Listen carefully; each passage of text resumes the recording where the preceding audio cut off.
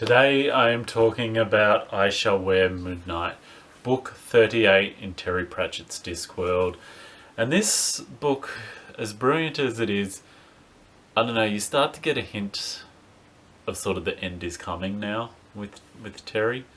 I think by this stage it had been known he was suffering from Alzheimer's, by him at least, and those around him, if not the wider world, because he actually published a few books after the diagnosis, and I don't know, this one is definitely brilliant, and I really love this story. It's another Tiffany Aching story. There's a hint of Granny in here. Well, not a hint, she's in here, but it's not a pure Granny book, but it's still good because it is a Granny book. Nanny Og, of course, and the Wee Free Men, who are possibly one of Terry Pratchett's absolute genius best creations as characters. So with the Nac Mac Feegles, and just the the craziness of them, and they're lying, but they're it's on their honor. It's Feegle honor. And so in the last one, which was, I think it was the Wee Free Men, the last one Wintersmith. Oh, of course, Wintersmith. So basically when Tiffany, alright, spoiler alert for the Wintersmith, but you should have read it after I told you last time. So basically after she kissed the Wintersmith and melted winter and, restored the balance, she awoke something. Something was awoke, and it's the cunning man, who's basically sort of tracking her, and she doesn't sort of realise that for a little bit. He's tracking her, but the Jeannie, the kilder of the Wee Free Men, of the Nac Mac Feegles, is basically like the queen bee who just births a lot of the little Nac Mac Feegles, these violent little blue Scottish pixie men. I don't know if you can see on the bottom there. One of those. I don't know if you can see that. But yeah, and she knows that something's going on, so she tells the head man that he's got to look after the Hag of the Hills, which is Tiffany, of course, and rob anybody. Which they watch her anyway all the time, which is why Tiffany has to bathe behind a screen, because they're always up in the lofts, watching her somewhere, So, and so they're watching out for her. To make matters worse, Tiffany and young Roland, the Baron's son, have basically are not an item anymore. There was a bit of something going on there, and he gave her the pendant and all that, and it's sort of broke it off. And to make matters even worse, is he's getting married to this, the daughter of a duchess, young Letitia, whose mother would you be best described as a Karen, I suppose you'd say. She's a real piece of work, and Letitia is a bit of a milksop, although saying that, in the Discworld, even a milksop's got something about him, and Terry will show us that later in the book, which I won't tell you about that one. That one's you're going to have to read. There's a balance, spoilers, and trying to tell you good engaging parts of the story so you read it, but not telling you too much so you read it. Because if you tell someone everything that happens in a book, well, what's the point of reading it? That's always my mind. So, and if you've watched any of these, which you should, that's what I like to do. Don't like to do spoilers when I do my author talks. I like to get the author talking about the book without spoiling it. And so this one, so we'll find out about Letitia later, or you will when you read it. But so there's that going on, and then there's the beating of the drum, I think it says, Terry Pratchett called it, and And this is a bit where the cunning man has his play, and it's I'm trying to think what the saying is. The poison comes where it's wanted, or something. And that's such a thing in life, isn't it? It's like the where you invite in the poison, it'll get in, and we're seeing that so much in the world today, with the craziness of world politics, and it's, playing on our fears and that, but people are inviting it in, and if you use your better discretion, understand a little bit more about each other, we wouldn't invite this stuff in, but it finds a way to seep in.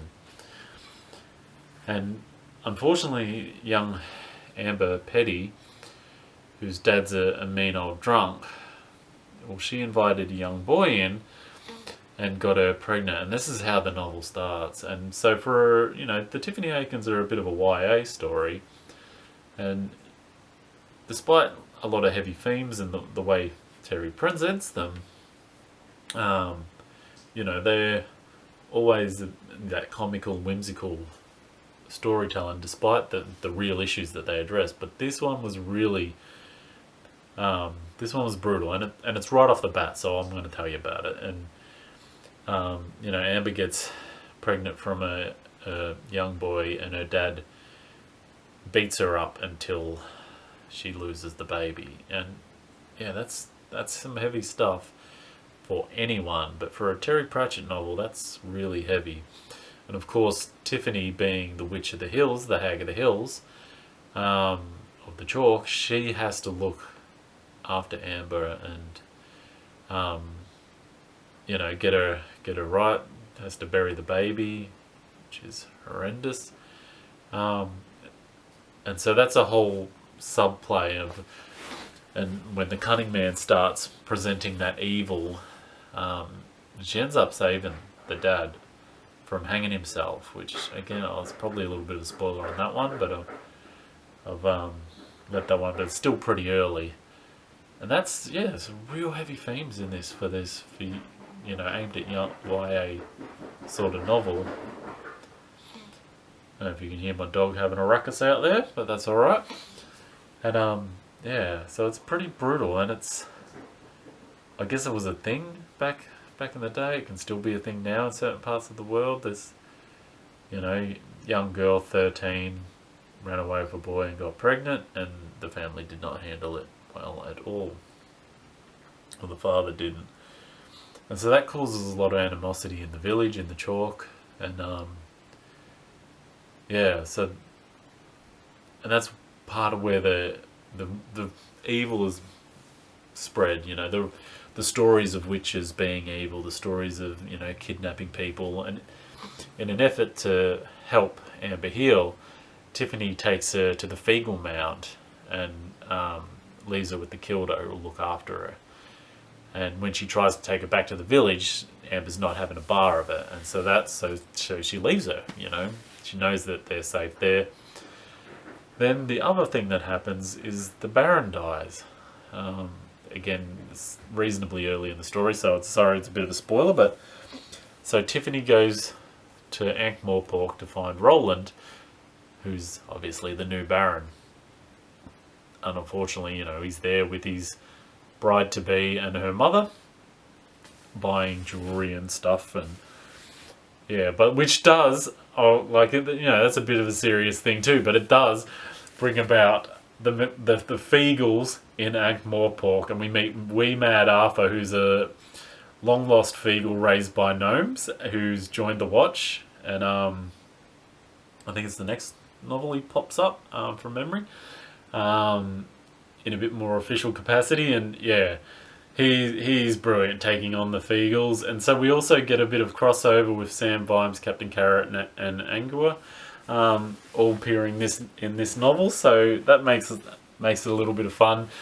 And basically the Feegles destroy the King's Head, a tavern in Ankh-Morpork, the King's Head, and then, being Feegles, they set the world to right, but never quite right, and put the head, the tavern, the head backwards, put it back up, but backwards. So there's a bit of fun with the names and that, and what people are calling it. And we also meet Miss Proust, who runs the Boffo stuff. The Zonks. Was that Boffo? Yeah, the Boffo. She does the Boffo stuff, and so she does like the witch's cauldron and the things like that. And she's a witch in disguise. As a witch in disguise, I don't know. That's one of those things. So the magic is, she looks like she's pretending to be a witch, but she's actually a witch. And so yeah, so she sort of gets away with it, hiding in plain sight, basically, in Ankh-Morpork, where she helps people.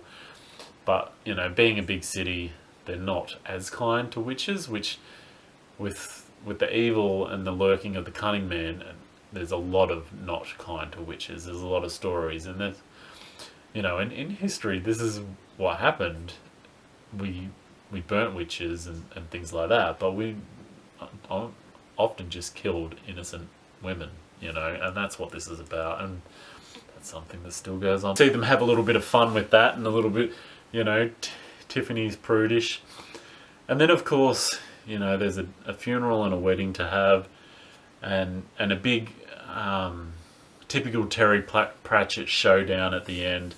And there's some moments, like we've started with some heavy and heady stuff, and there's some moments when, you know, Roland, being sort of seduced by the cunning man, what he does is he plays on people's fear. He has a stench that sort of infects, and it plays on people's fear and paranoia, and you know, and that's something that certain media outlets and that do nowadays, and politicians and liberal agendas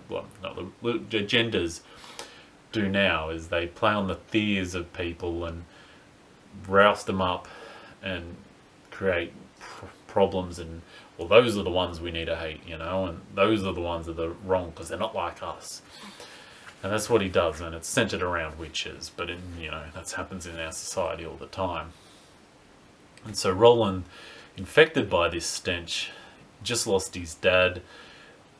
He's got a Karen of a mother-in-law egging him on, and there's a bit of jealousy and a bit of thing, because there was something maybe between him and Tiffany, and now Letitia's the new one. So they're gone to get Amber, and despite the fact that her dad is a horrible, horrible man, and her mum just let it all happen under her nose and never sort of did anything to stop it, you know, they've gone to get her back to bring him back to the family, because their family's complained, and they're all keen to point at the witch. And yeah, so they go to dig up the Feegle mound. Now Feegles are pint-sized little wrecking balls, you know, they are warriors to the nth degree. They love brawl, and if they have nothing better to do, they'll fight themselves. And that creates some real moments of tension, and some, still, like I said earlier about Terry and sort of feeling the end, still some Terry Pratchett absolute brilliance in sort of dealing with and rob anybody. The way he sort of handles this moment is chilling. If it was, you know, a non-Terry Pratchett, this would be cold-blooded as the implied threat of what these poor guards, these hapless guards that know that they're messing up, but you know, just guards, they're following orders. There's a new Baron, they've got to do what they do, and yeah, so they, with the aid of Tiffany, sort of settles it down. But then there's the build to the big showdown again at the wedding, at the funeral, when it's all happening in a few days in what is a brilliant Terry Pratchett thing. And there's some really beautiful moments in it, despite all the heaviness in that. There's some really beautiful moments in it, and we meet this young man, Preston, who's a hidden talent. He likes to pretend he's a little bit silly because sometimes it's easy to get along, but he's someone that can keep Tiffany on her toes, and that that leads to some really beautiful moments in what is a fantastic story. Like, you know, I've said it so many times how much I love Terry Pratchett.